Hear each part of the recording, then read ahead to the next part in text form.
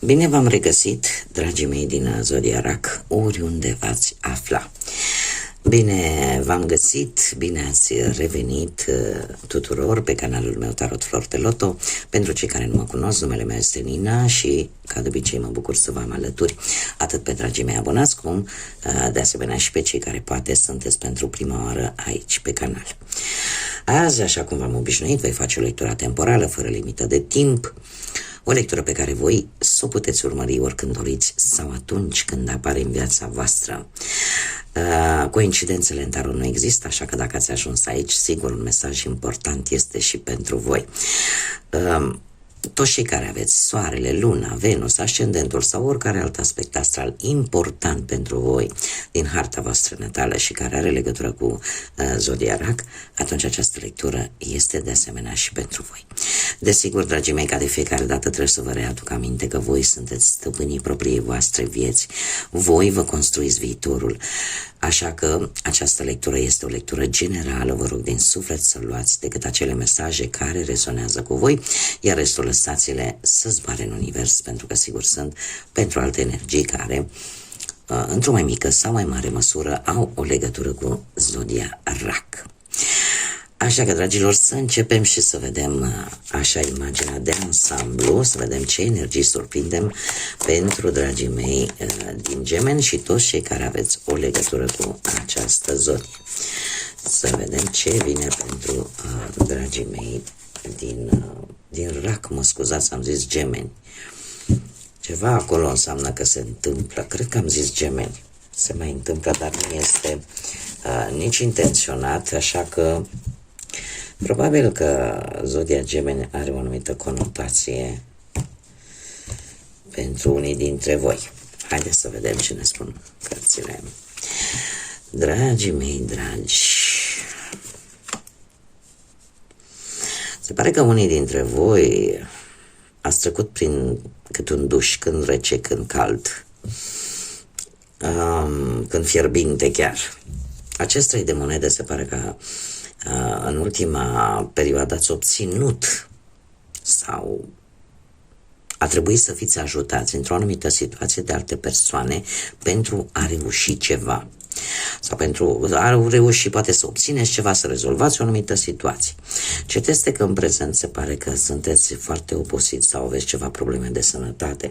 Acest 4 de spade îmi indică faptul că nu sunteți voi tocmai plini de energie și aveți nevoie de mai multă odihnă, poate, sau traversați o perioadă destul de dificilă de recuperare, poate în urma unei probleme medicale sau poate că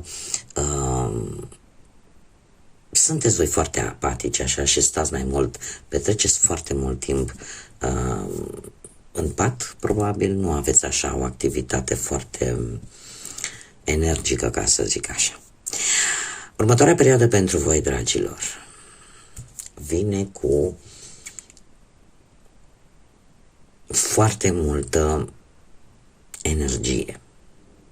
O să vă prindă bine această perioadă. Nu știu, poate unii dintre voi chiar în acest moment sunteți într-o mică vacanță posibil sau într-un mic concediu, tocmai pentru că simțiți nevoia să vă recuperați, vă simțiți foarte, parcă fără energie. Următoarea perioadă se pare că lucrurile se schimbă un pic pentru că veți trece la acțiune. Există, e ca și cum vi se deschid drumurile așa, aveți foarte multă energie și parcă nimeni nu vă poate opri. Unii dintre voi pot avea o comunicare foarte rapidă la distanță cu anumite persoane. Putem vorbi poate chiar de o călătorie cu avionul pentru unii dintre voi sau poate veți primi anumite răspunsuri foarte rapid. Pot apărea și negocieri, pot apărea mutări, da? Ceva ce se petrece într-o manieră foarte, foarte rapidă. Haideți să vedem ce ne spune și acest tarot al pădurii mistice, să vedem ce vine pentru dragii mei din RAC în următoarea perioadă și să vedem dacă Zodia Gemeni cumva are vreo legătură cu voi.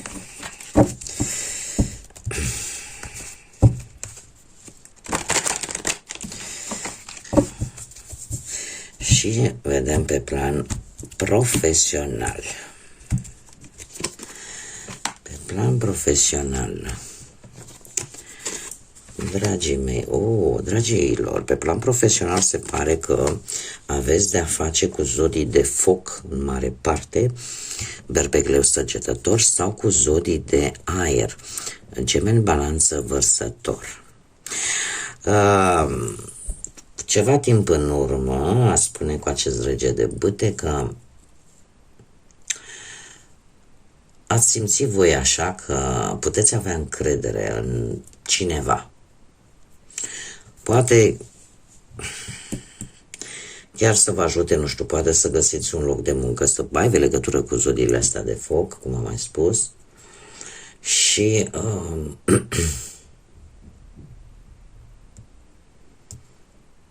dacă nu vorbim de acest lucru, putem vorbi de situația în care pe plan profesional se pare că nimic nu te poate opri. Deci, parcă nu-ți mai este frică nici de provocări și vă gândiți așa pe termen lung din punctul ăsta de vedere al muncii.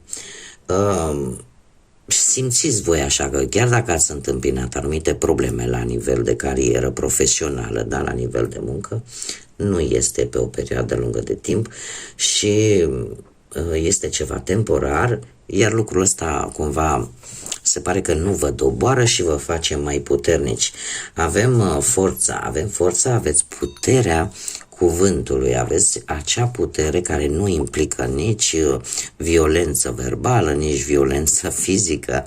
Deci sunteți foarte comunicativi, știți să convingeți, știți să, ca să zic așa, să manipulați cuvântul în folosul vostru. Că până la urmă și manipularea asta nu are mereu o conotație negativă, da? Putem manipula lucrurile într-o manieră pozitivă, da? Depinde de noi în ce fel o folosim.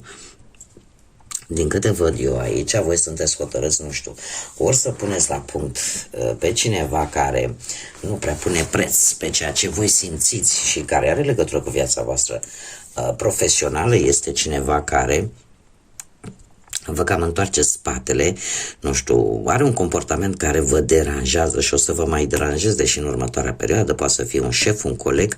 De ce? Nu pune preț, că tu ai anumite probleme personale și poate unii dintre voi în următoarea perioadă vă veți gândi să schimbați jobul. Totuși, înainte de a o face, ar fi bine să cereți o altă opinie și asta unei persoane care nu este implicată în respectiva situație.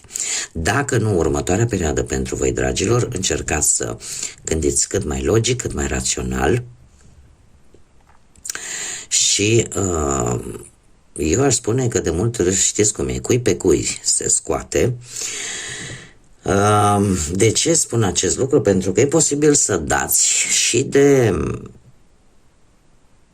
de persoane din zodii de aer, unde neimplicarea asta emoțională, ca să zic așa, vă poate ajuta. Paradoxal.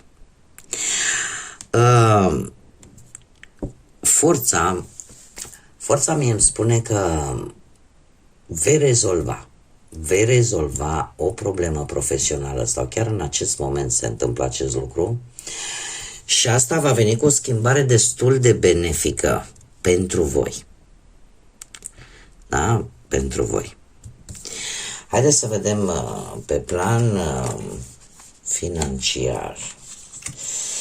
Dragilor, pe plan financiar se pare că da, ceva s-a încheiat, ați descoperit voi că o anumită situație financiară o vedeți mult mai clar, mult mai bine și ori vi s-a cerut bani împrumut și v-ați dat seama că e puțin probabil să-i mai recuperați, ori poate că v-ați dat seama că nu trebuie să faceți cheltuieli foarte mari.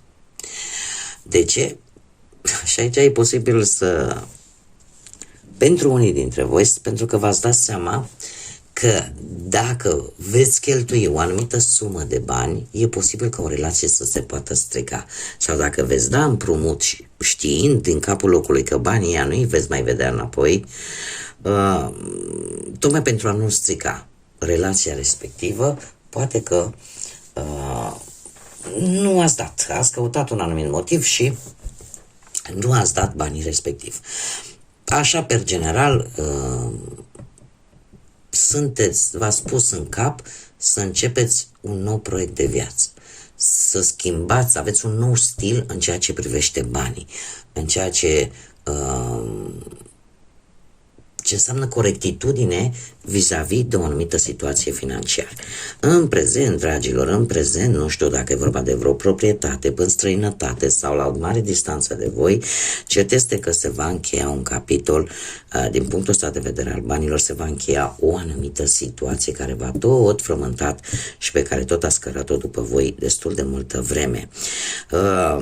Lumea îmi vorbește de acele dificultăți care aparent, și aici chiar vreau să fiți foarte atenți. Avem zodia Pești, o altă zodie de apă. Următoarea perioadă, dragilor, următoarea perioadă pentru voi, pe partea asta banilor, îți indică să economisești. Pentru că e posibil să obții, într-adevăr, o sumă de bani și în felul ăsta, banii ăștia pe care o să-i obții să facă ca anumite dificultăți financiare să înceapă încet să se rezolve și să ai o stabilitate.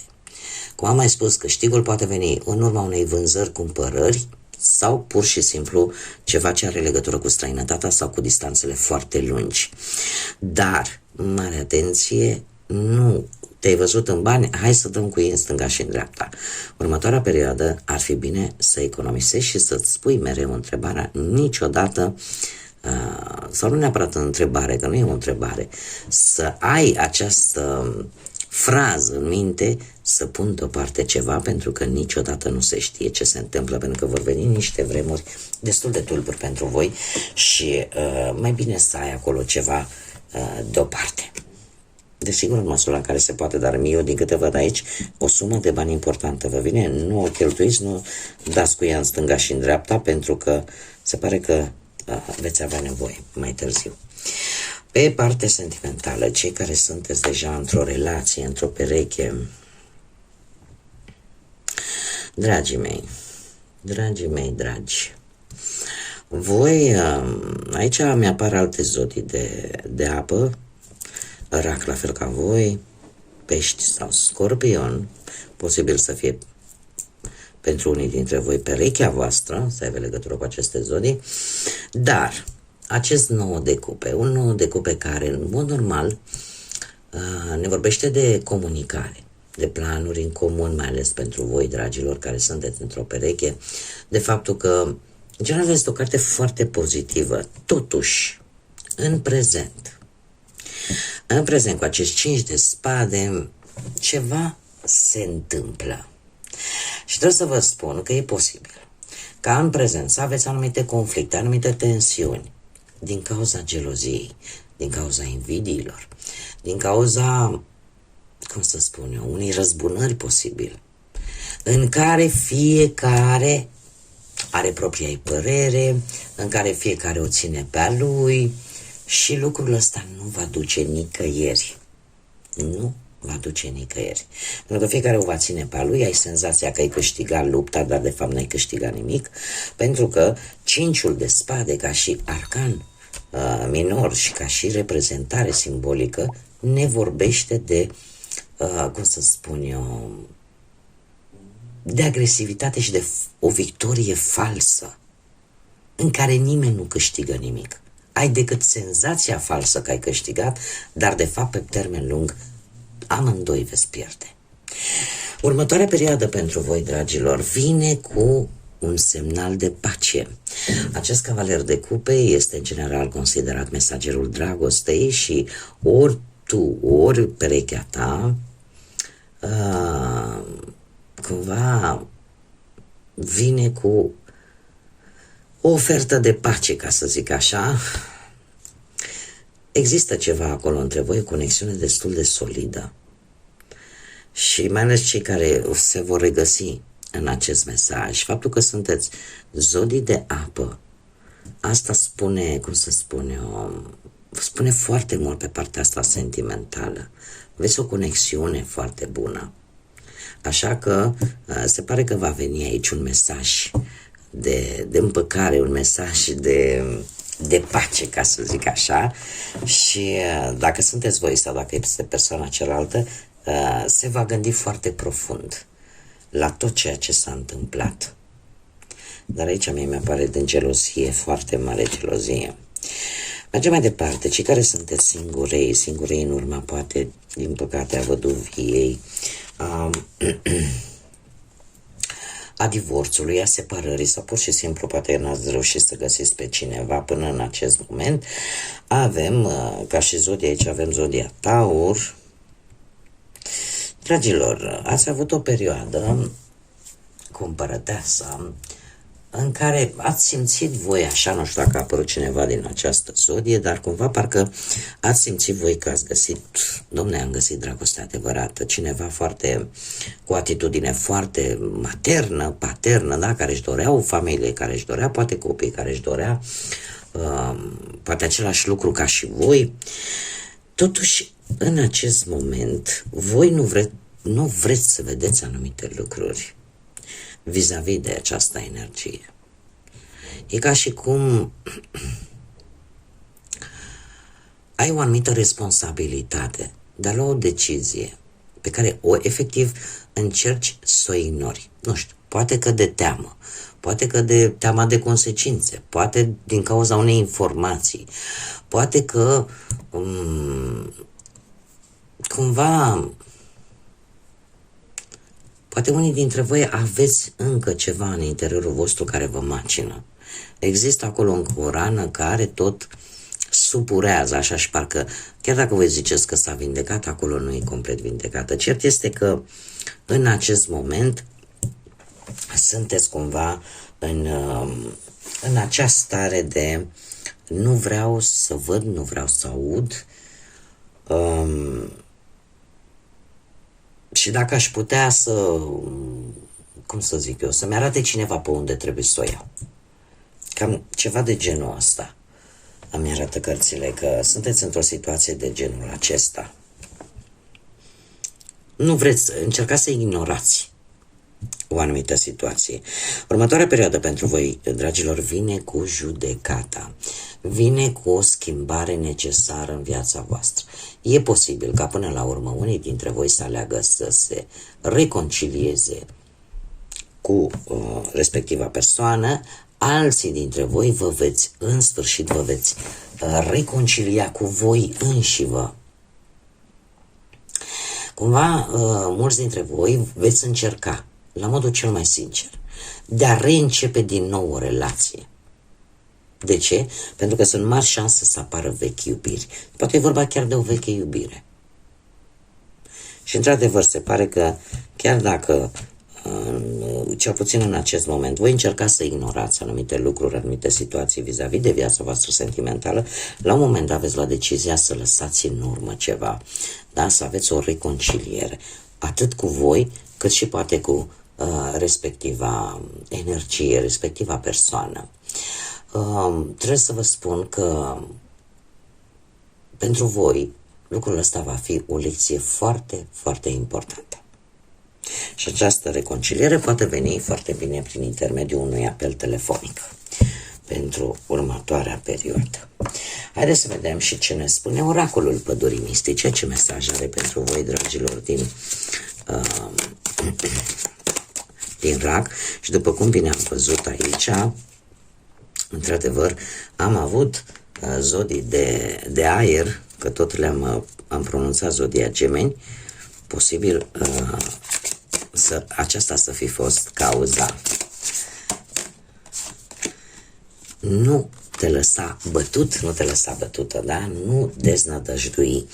Dragilor, următoarea perioadă pentru voi vine cu acest mesaj. Este perfect normal ca lucrurile să nu fie întotdeauna foarte ușor de făcut sau aproape fără efort.